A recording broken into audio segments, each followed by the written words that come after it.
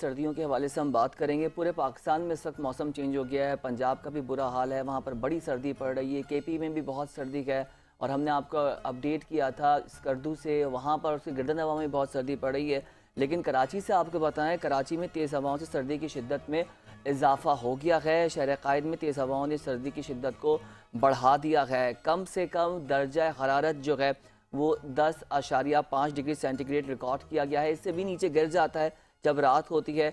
और महकमा मौसमियात का कहना है कि आइंदा 24 घंटों के दौरान मौसम मजीद खुश्क और सर्द रहेगा और शहर में वक्फे वक्फे से तेज़ हवाएं चलने का भी इम्कान जाहिर किया जा रहा है। ये भी आपको बताएं नाज़रीन कि आने वाले दिनों में ये अंदाज़ा लगाया जा रहा है कि सर्दी की शिद्दत बहुत बढ़ेगी और ये भी कयास है, ये भी ज़राए बता रहे हैं। और जो क्लाइमेट चेंज एक्सपर्ट अक्सर हम इनको सुबह सना मॉर्निंग में लेते हैं, उन्होंने भी यही बात की है कि फरवरी मार्च तक आपका विंटर का स्पेल चलेगा। तो अब आप अंदाज़ा लगा लें कि ये जनवरी एक पीक पे है और दिसंबर के स्टार्ट में हमने इतनी सर्दी नहीं देखी थी। दिसंबर के एंड में थोड़ी बहुत सर्दी होना शुरू हुई थी और जनवरी जैसे स्टार्ट हुआ है और आप देखें कि मिड ऑफ जनवरी में हम दाखिल हो चुके हैं और सर्दी की शिद्दत में बहुत ज़्यादा इजाफा देखने को मिल रहा है। कराची नहीं, बिलखुसूस सिंध की बात करें, बलूचिस्तान की बात करें और ख़ास तौर पर जो साहिली इलाका है बलूचिस्तान का, वहाँ पर बहुत ज़्यादा ठंड पड़ रही है। कोयटा, ज़ियारत और दीगर जगहों पर गिरदनवा में जो बलूचिस्तान के इलाके हैं वहाँ पर भी बहुत सर्दी पड़ रही है। और पंजाब के मैदानी इलाकों में आपको याद होगा कि नवंबर में धुंध का जो फोग है उसका सिलसिला शुरू हो गया। तब देखना ये होगा कि कहाँ तक ये सर्दी जाती है और इससे क्या कुछ डेफिनेटली सेहत पे तो हमारी असर पड़ता है। हम लोग ये नहीं कह सकते कि सर्दी में हमने एंजॉय कर लिया, कि जो आलूदगी है, जो मौसम की वजह से यहाँ पर मौसम के मामला तो नेचुरल हैं, आप देखें दुनिया भर में होते हैं, लेकिन कुछ गंद हमने भी फैलाया हुआ है, उसको समेटना हमारी जिम्मेदारी है। अगर आप बात करें तो इतना पोल्यूटेड है कि आप जब घर से बाहर निकलें तो जब आप सांस लेते हो तो आपको लिटरली फील होता है कि जैसे आप डस्ट जो है वो इनहेल कर रहे हैं। तो ये भी एक बहुत बड़ा फैक्टर है। प्लस आपकी जो सड़कों पे जो गाड़ियां हैं उनमें आप देखें अक्सर गाड़ियों से आपको ये जो ट्रक्स हैं, वाटर टैंकर्स हैं, इनके जो इसमें से जो धुआं जो इतना ज़्यादा खारिज हो रहा होता है वो बहुत ज़्यादा नुकसानदेह होता है आपकी सेहत के लिए। तो अपनी गाड़ियों के भी मेंटेनेंस का ख्याल रखें और कोशिश करें कि आप अपने तय, क्योंकि हम तो सभी कुछ अपने तय ही कर रहे हैं, आवाम अपने मदद आपके तहत सारे मसाइल हल कर रही है। तो ये मसला भी आप खुद ही हल कर लें जनाब, कि अपने एरियाज़ को, अपने इलाकों को, अपने गली मोहल्लों को साफ़ सुथरा रखें। और जब जो आपका जो घर का कूड़ा करकट है वो आप बाहर गली में ना फेंकें, जो आपका स्वीपर आता है आप उसका हैंड ओवर करें ताकि आपका इलाका, आपकी गली, आपका मोहल्ला साफ़ सुथरा रहे।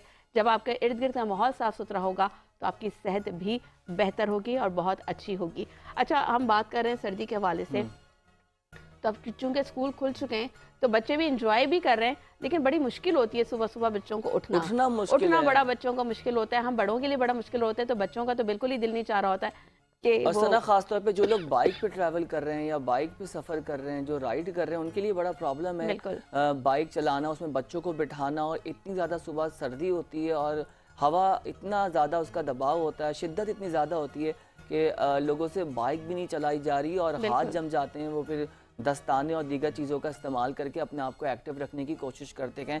यहाँ तक कि ये भी नोटिस किया गया है कि लोगों के खून भी जो है वो उसकी मुंजमद हो जाते हैं। बिल्कुल ऐसा और पानी इस वक्त ठंडा आ रहा है। आप ये देखें कि अब जहाँ तक ये बात है कि जी गीजर्स की तो गैस ही नहीं होती, वो तो बंदा गीजर कहाँ से आपको पता है सना, एक रिपोर्ट हमने ऑब्जर्व की, अभी हतमी नहीं है लेकिन एक मार्केट सर्वे के मुताबिक आपको बताएं कि जो गीजर, गैस वाले गीजर होते हैं, उसकी डिमांड में इजाफा नहीं हुआ है। अब इलेक्ट्रिक गीजर्स नहीं खरीद रहे हैं। इलेक्ट्रिक गीजर्स की मांग में इजाफा हम बहुत तेजी से देख रहे हैं और लोगों ने उसका इस्तेमाल करना भी शुरू कर दिया है। एक रॉड वाले भी आते हैं लेकिन वो सुना है अनसर्टेन बहुत है, नहीं वो अनसर्टेन है और वो डेंजरस भी है। लेकिन ये कि जो अच्छा, लेकिन एक जो आप बात करें वो बिल्कुल दुरुस्त है, लेकिन अब जो गीजर्स की जो मैन्युफैक्चरिंग है वो इस तरीके से हो रही है कि उसके अंदर दोनों ऑप्शंस मौजूद हैं कि अगर आपके पास गैस आ रही है आप गैस पे उनसे ऑन कर सकते हैं, अगर गैस नहीं आ रही तो आप उसको इलेक्ट्रिसिटी पे कन्वर्ट कर सकते हैं। लेकिन बहरहाल फिर उसका आपके बिजली के बिलों पे बहुत गहरा असर पड़ता है, वो काफ़ी इंक्रीज हो जाते हैं।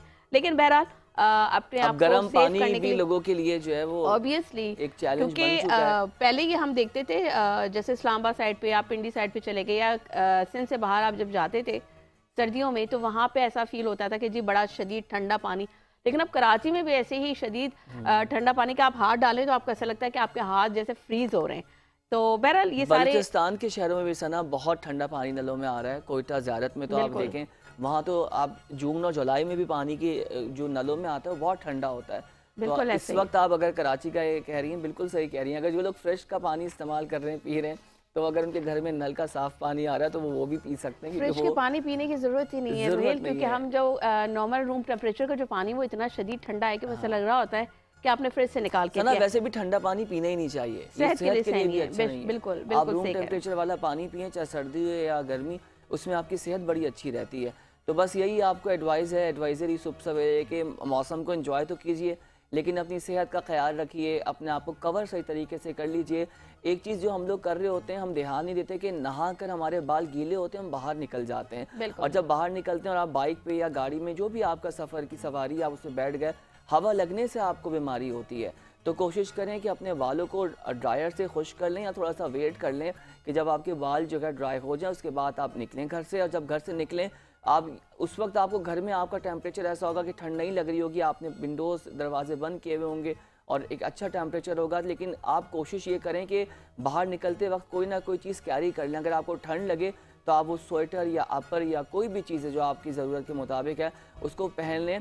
और हेड लाजमी कवर कीजिए, कान ज़रूर कवर कीजिए और सॉक्स क्योंकि ज़रूर ठंड भी पहनिए। आपको कानों से और बिल्कुल सर ऐसा से ही ही है। आप लगती ये है। एहतियात कर लेंगे, आप यकीन जाने ना आपको बुखार होगा ना आपको खांसी होगी। और गला ख़राब होना अलामत है, सबसे पहले गला ख़राब होगा, उसके बाद आपको बुखार चढ़ेगा।